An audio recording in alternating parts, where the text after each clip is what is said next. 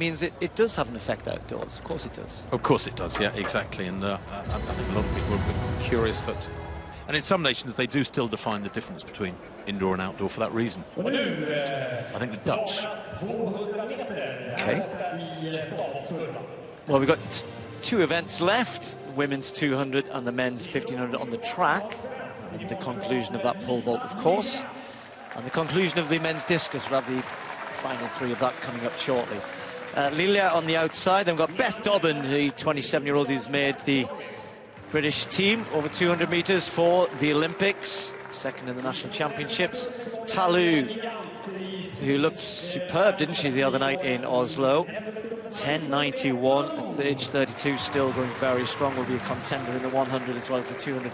And talking of which, Shericka Jackson, well, she's become the first Jamaican woman to run sub-11, 10.77 she ran in the Jamaican trials, sub-22 and sub-50. Of course, normally over the last few years, a 400-metre runner, but sprinting brilliantly. Akinason will be, the American will be in lane 4, 8th in the American Championships in this event. Masalingi, now Beatrice Masalingi of Namibia and Mboma, her teammates, have been asked to move down from 400 to compete in the 200. If we get a chance to talk about that a little bit more in a second, if I get the chance. Mau Helma of Sweden, former European champion in 2012 in the Olympic year when the European Championships were held, and Van Hunenstijn from Netherlands, who ran in the 100 earlier on before the Diamond League meeting got underway. I think she was third in that, I think. And yes. So Shericka Jackson there, just to talk about her really, is now ranked number 3 in the world at this event. Gabby Thomas ran so well in the American trials, very quick.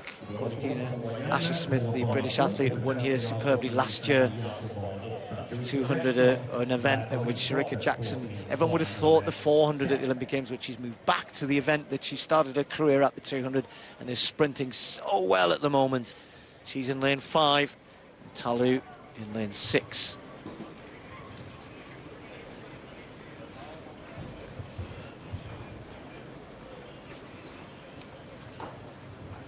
Set. Oh, Talu fell out the blocks there, and then put your hand up. Like, you can't put your hand up after you've fallen out. Be very interested to see what happens here. You've said, Tim, there's been slightly longer holds, but you are supposed to hold. And I just wonder, that wasn't a false start as such. She didn't try and beat the gun. She just overbalanced. And she's raced, I mean, she probably races more than any other world-class sprinter, Marije Talu. She had a big win in Oslo on Thursday. She won in Luzern on Tuesday. She's had a busy week, but yeah, she's experienced and she knows better than that. Just a quick word, Masalingi was also very slow to rise. Just a quick word on Masalingi and Mboma, the two very fast 400-metre runners from Namibia, and everyone will know the DSD rules are now that you can't compete in 400 up to 1500, so 5,000 and above, or 100 and 200 an option. Masalingi running the 200 here. On your marks. But no penalty for Talu. So Shericka Jackson, don't forget she was the Olympic bronze medalist at 400 metres. Her coach Stephen Francis said that's the future for you when she started out at 200, and now she's gone back, still coached by Francis, but what a year she's having at the sprints. 100 and 200.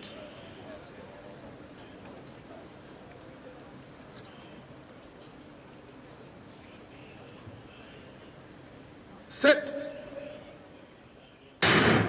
Cleanly away this time. Talu bursts out of the blocks as she always does. Shericka Jackson already going well. Akinason up on her as well, but it's Talu leading, with Jackson trying to give chase, and Masalingi in lane 3, not too far away. But Talu's got this at the moment, but here comes Shericka Jackson with her strength, and it's Shericka Jackson who starts to come away. Jackson's going to win it. 22.1 into a very slight headwind. Talu just didn't have the legs in the end, and she's holding those thighs, which I'm sure are burning.